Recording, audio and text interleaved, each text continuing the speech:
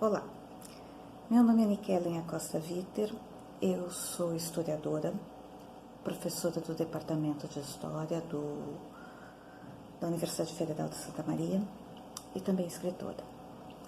Nas últimas semanas, isso não é segredo para ninguém, nós estamos sendo assolados por uma pandemia mundial de uma doença denominada Covid-19. Por outro lado, meus colegas e eu, pesquisadores da área de ciências humanas, a gente já vem sendo atacado há um bom tempo, pelo menos há alguns anos. E foi levando em conta esses dois ataques que eu resolvi gravar esse vídeo. Vejam, a minha tese de doutorado, que foi realizada na Universidade Federal Fluminense, no Rio de Janeiro, com bolsa integral do CNPq nos primeiros 2 anos e depois, nos últimos 2 anos, com bolsa nota 10 da Fundação de Apoio à Pesquisa do Rio de Janeiro, que é um órgão estadual.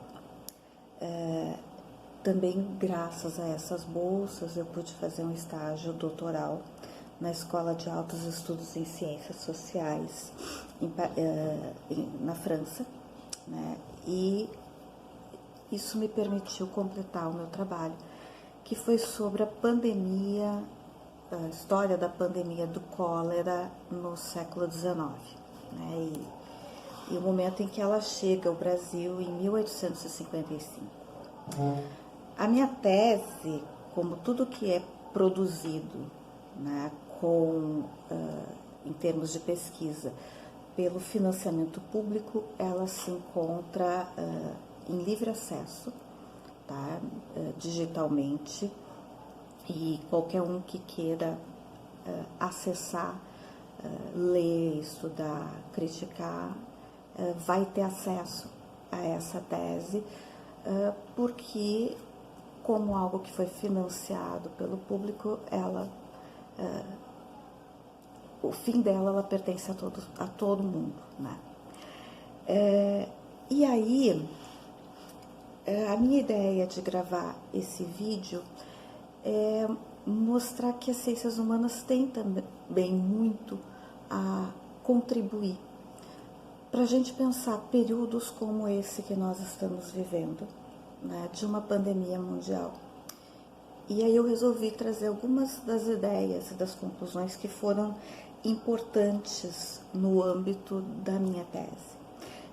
Vejam bem, enquanto as pesquisas médicas e biológicas vão tentar, heroicamente salvar vidas, o papel dos profissionais como eu é buscar compreender por que vidas são perdidas, por que os governos agem de determinadas maneiras, por que a população aceita ou nega as ações desses governos e como nós reagimos individual e coletivamente ao medo, à doença, à morte e às perdas que inevitavelmente vão acompanhar as epidemias.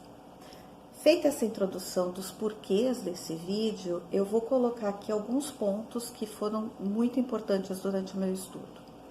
O primeiro é que epidemias e pandemias, elas vão diferir em função da abrangência, sendo a pandemia abrangendo um espaço maior dentro do planeta.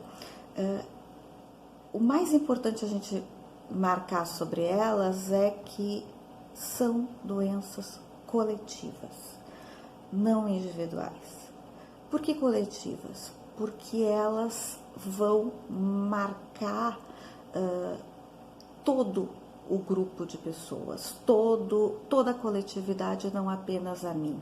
Então, não importa se eu peguei a doença e para mim tanto faz. Temos uma doença coletiva e, portanto, não importa como nós a encaramos individualmente, nós temos que pensar que é o grupo inteiro que está sendo ameaçado e que essa ameaça vai ter consequências que vão muito além das nossas vidas individuais, vão marcar a nossa sociedade inteira daqui para frente, tá? Bom, O segundo ponto é que, além de coletivas, as epidemias são doenças sociais. Por dois motivos. Elas se desenvolvem em face da excessiva aglomeração humana e das alterações descuidadas da nossa relação com o meio ambiente. E, em segundo lugar, quando as epidemias e pandemias atacam, né, e eu repito, aí toda a sociedade igualmente vai ser responsável e vítima, o que vai botar em total perigo o equilíbrio das sociedades e a sua coesão interna para fazer com que as sociedades funcionem. Vejam, se nós colocamos isso em perigo, o funcionamento do nosso dia a dia, do nosso cotidiano, acaba também entrando em colapso. O terceiro ponto que eu quero marcar é que, mesmo que alguns autores digam, e vocês vão ler em vários lugares, que epidemias e pandemias são doenças democráticas, né, porque elas não são extremamente seletivas, eu tendo, dentro dos meus estudos, dentro do que eu penso, a discordar dessa ideia. Por quê? Porque mesmo que as classes mais abastadas adoeçam também, tanto quanto as classes pobres, e até percam alguns dos seus indivíduos nesse processo, as classes abastadas sempre vão ter acesso, né, a determinadas vantagens em vista da sua própria condição intrínseca de acesso, né, a coisas como boa alimentação, inclusive boas informações sobre uma boa alimentação. Elas vão ter mais acesso à higiene e elas vão ter condições melhores para isolamento, para acesso a médicos, a hospitais, a equipamentos, a remédios, etc. Então, partindo dessas questões, o que se pode colocar sobre o papel das epidemias e pandemias em relação às sociedades nas quais elas vão se desenvolver? Primeiro, é comum que doenças com essa abrangência tragam à tona elementos que estão latentes nas sociedades, como, por exemplo, revoltas, desconfiança da população, seja em relação aos governos, seja em relação à ciência, seja em relação aos outros grupos sociais com quem eles dividem espaço. O segundo ponto é também nas épocas de epidemias ou pandemias que vão se aprofundar debates que envolvem o lugar da saúde pública dentro do governo e dos órgãos governamentais, a validade das orientações médico-sanitárias nesse período, isto é, aquelas que vão envolver, em geral, quarentena, né, ou cordões sanitários, perdão. E é interessante, né, que há uma certa ambiguidade na forma como a população acaba interpretando, passada, né, a onda epidêmica, a vaga epidêmica, como a gente costuma falar no jargão teórico, é extremamente ambígua a forma como a população passa a encarar esse tipo de ação que pretende evitar o espalhamento da epidemia. Se, por um lado, né, quando a epidemia chega e causa, né, o pior dos cenários que a gente pode imaginar, a tendência da população vai se dizer que as quarentenas não foram colocadas a tempo, de que as medidas não foram duras o suficiente, de que não houve vigilância o suficiente, né, ou que não se foi dado a eles o conhecimento de que o que viria seria horrível e que, portanto, eles deveriam se isolar, né? Essa é uma das interpretações.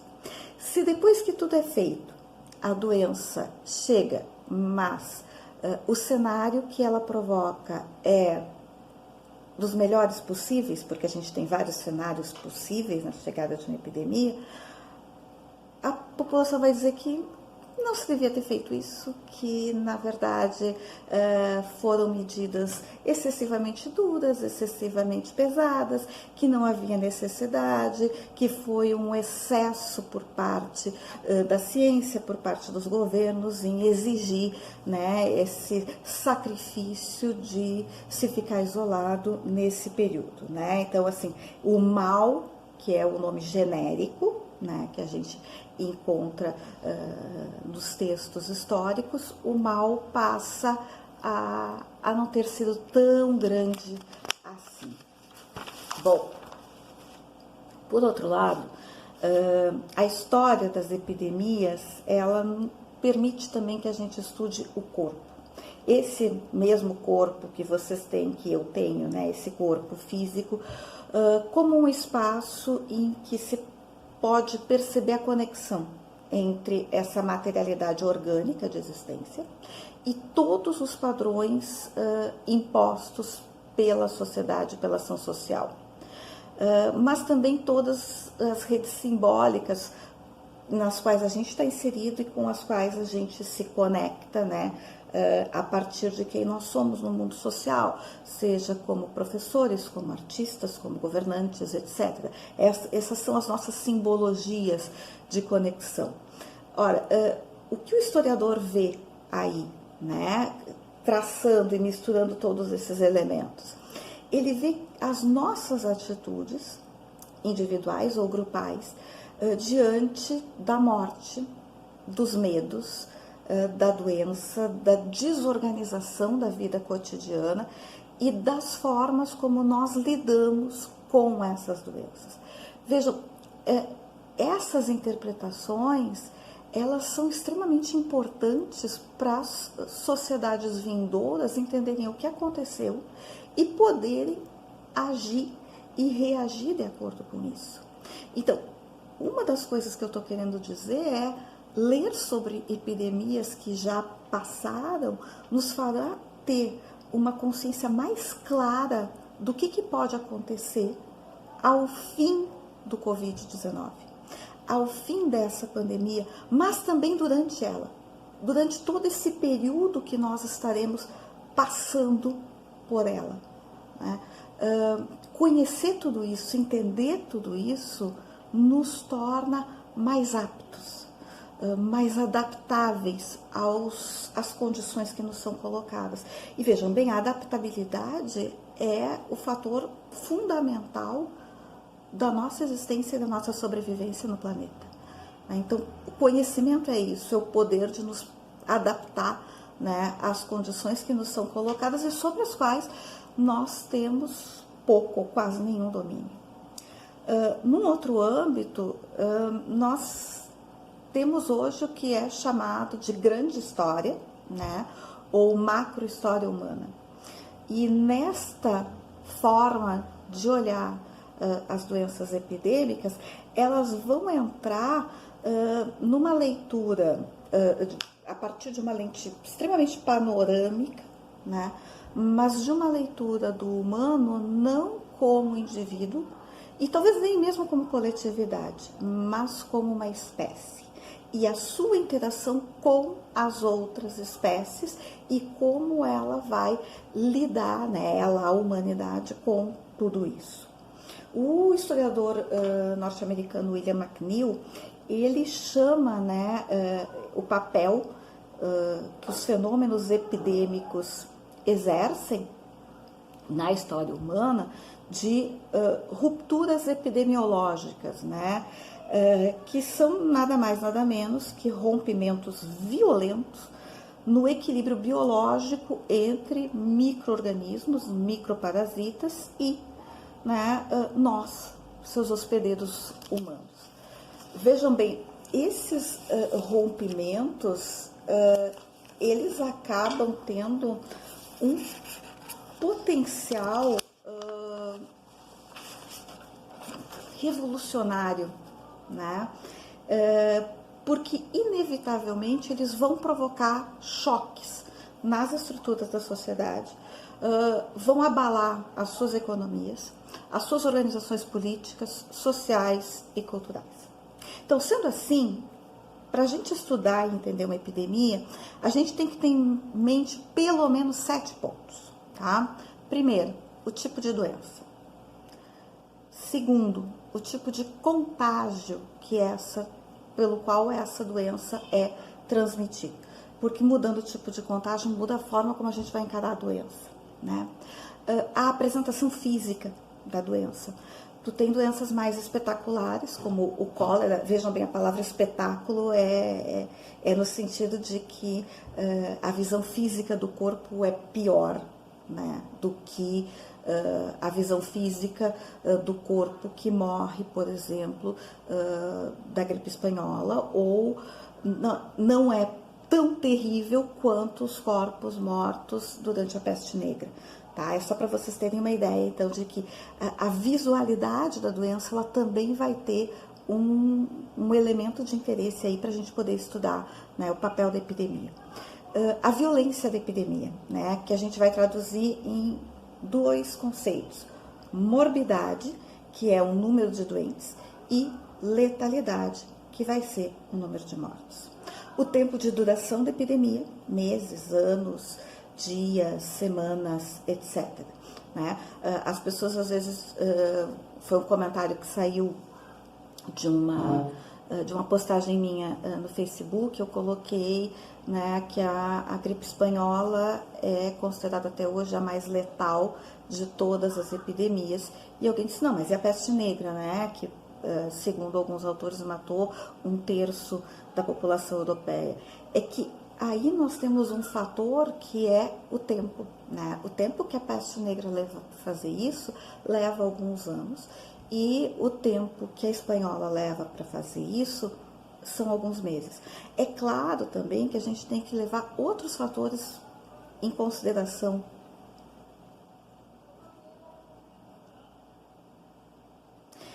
A gente tem que levar aí também em consideração outros fatores. Quais seriam eles, né? O fato de que a gente, quando está analisando a epidemia na sociedade, a gente tem que pensar nessa sociedade específica que envolve as suas conexões, a rapidez dos seus contatos, o número de indivíduos, né, a quantidade populacional. Então, tudo isso vai ser relativo na hora da gente avaliar e dizer, essa foi a pior, essa. Então, assim, a gente vai fazer isso depois, mas também levando em conta todas essas variáveis, né, para apontar o impacto dessa epidemia.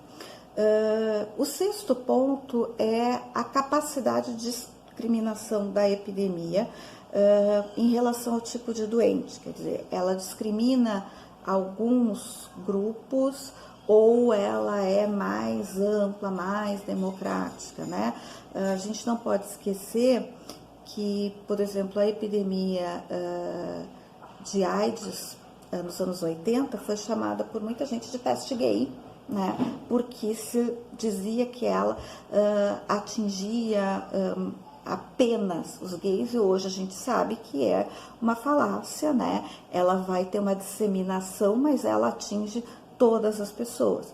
Então, a gente tem que saber qual é a discriminação. O cólera era muito comum se dizer que era uma doença de pobres, porque ela vai atingir uma maior quantidade de pobres em função das condições sanitárias. Alguns autores já têm dito que o Covid é uma doença democrática porque atinge todos, e como eu falei antes no vídeo, eu não considero, porque as classes abastadas sempre vão ter mais condições de resistência, inclusive sendo melhor alimentadas do que, né, as classes mais pobres ou as regiões mais pobres do nosso planeta. E por fim, a gente também tem que fazer as relações entre a doença e o ambiente.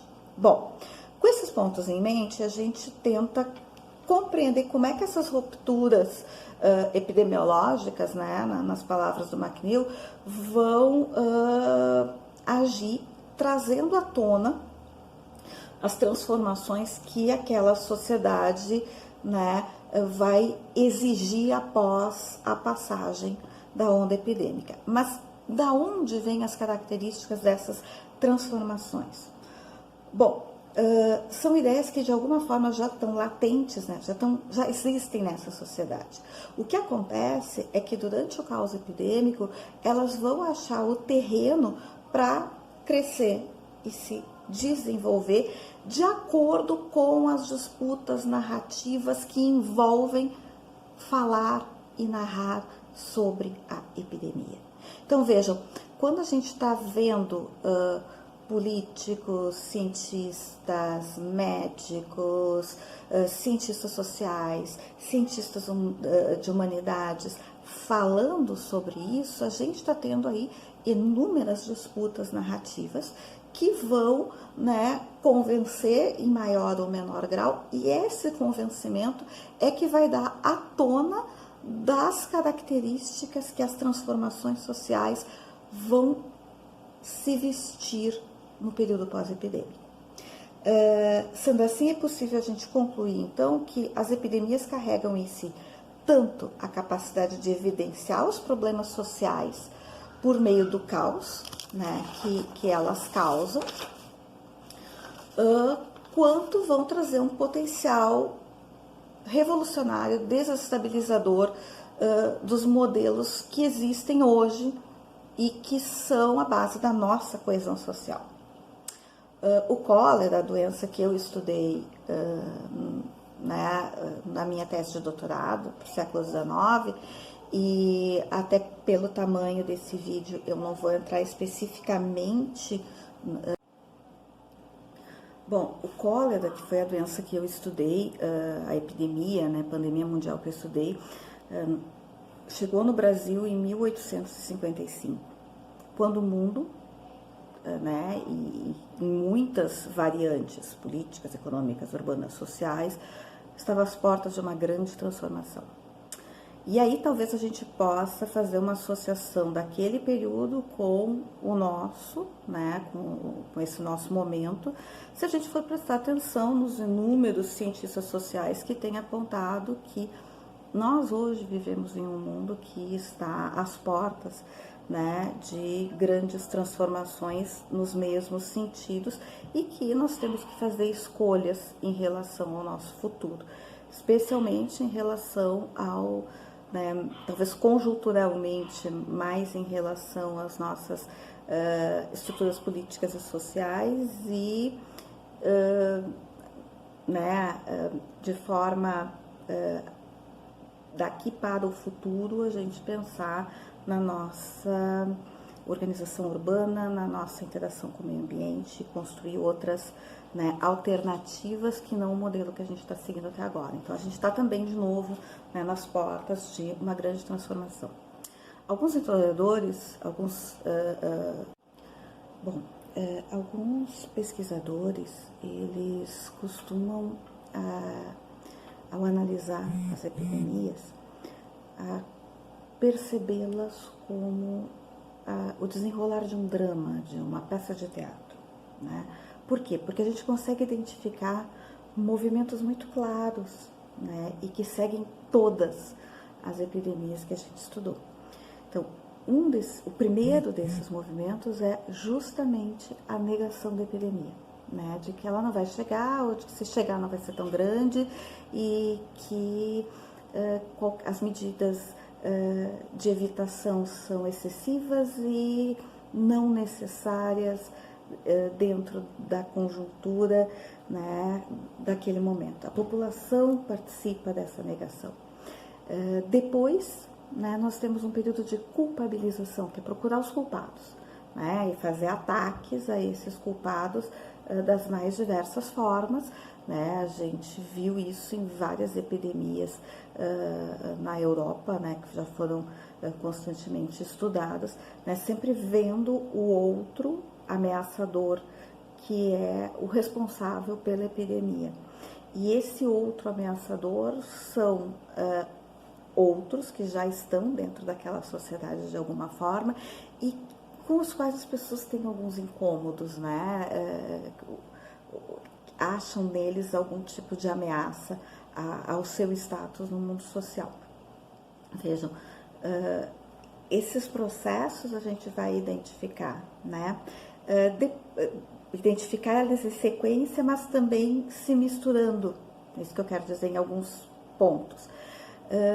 Um terceiro ato que a gente vai encontrar é a parte do pânico, né? E esse pânico vai levar tanto ao nosso melhor, né? Estabelecendo laços de solidariedade, quanto muitas vezes ao nosso pior, que é deixar, né, esses outros que nós consideramos ameaçadores ou com os quais nós achamos que não devemos nos preocupar e que devemos centrar, né, as nossas atenções na nossa individualidade.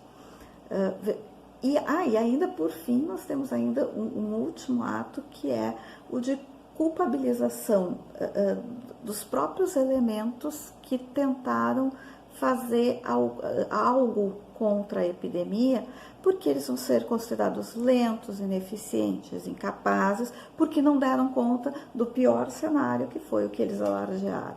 Né? No meu estudo do cólera, eu estudei um médico que era o líder da junta de higiene do Rio Grande do Sul, né?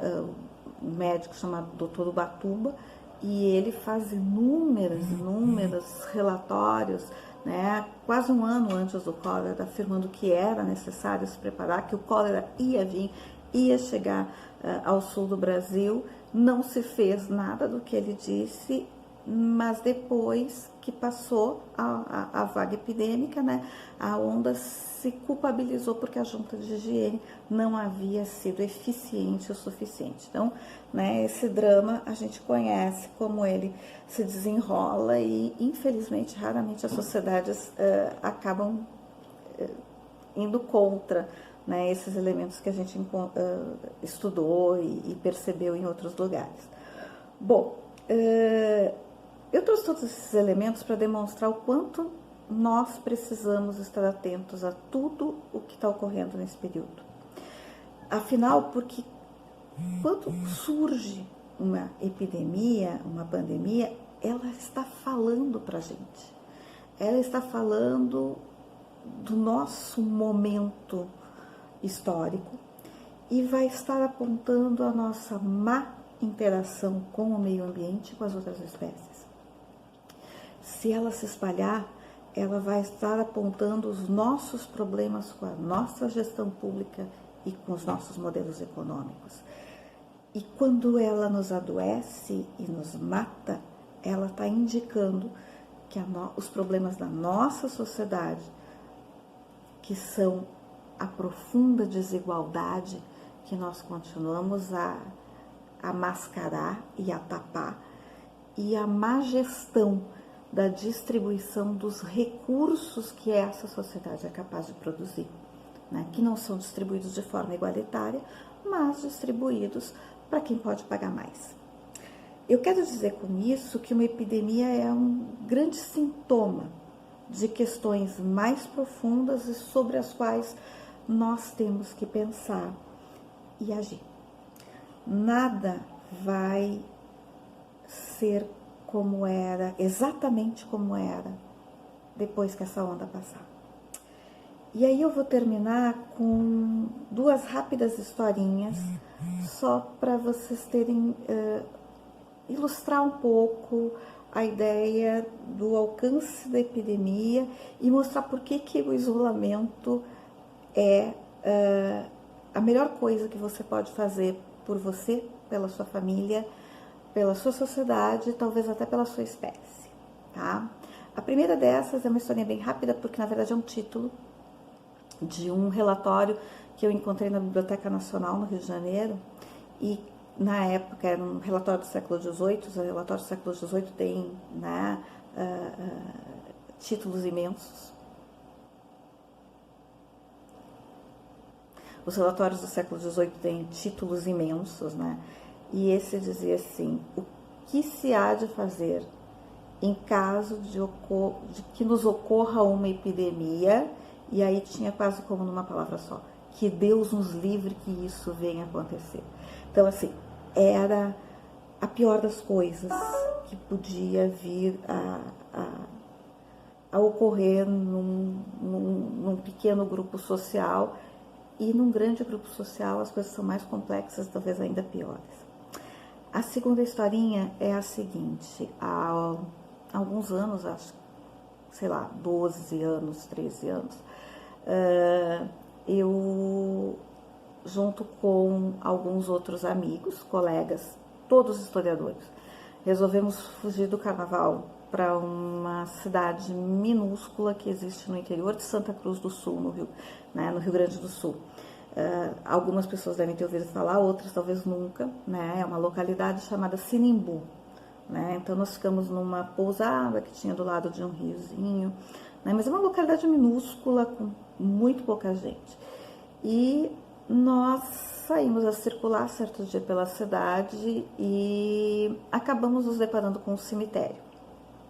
O cemitério também é uma fonte histórica, para quem não sabe, né? E os historiadores às vezes acabam se interessando por dar essa olhada lá e ver, né, as informações que podem estar contidas nas lápides dos cemitérios. E nós estávamos circulando pelo cemitério e num dado momento eu me deparei com uma ala do cemitério em que quase todas as datas eram 1919. Num determinado momento eu cheguei numa lápide na qual estavam os nomes de 5 pessoas, pai, mãe, 3 filhos, mortos numa mesma semana, em 1919, por causa da epidemia de espanhola. Veja bem, se Sinimbu, que é um lugar que até hoje poucas pessoas ouviram falar, né? Talvez fora do Rio Grande do Sul, quase ninguém, não ficou longe, não ficou livre da epidemia, é porque a circulação levou ela para lá. E a fuga mesmo para um lugar que a gente pensa ser totalmente isolado, vai estar levando a doença. Isso é para dizer, fiquem em casa, cuidem de vocês, pratiquem todos os hábitos de higiene que vocês aprenderam, para a gente poder passar por essa e analisar, ver o que a gente pode mudar e o que a gente pode crescer enquanto sociedade após a passagem dessa epidemia. Fiquem bem. Tchau.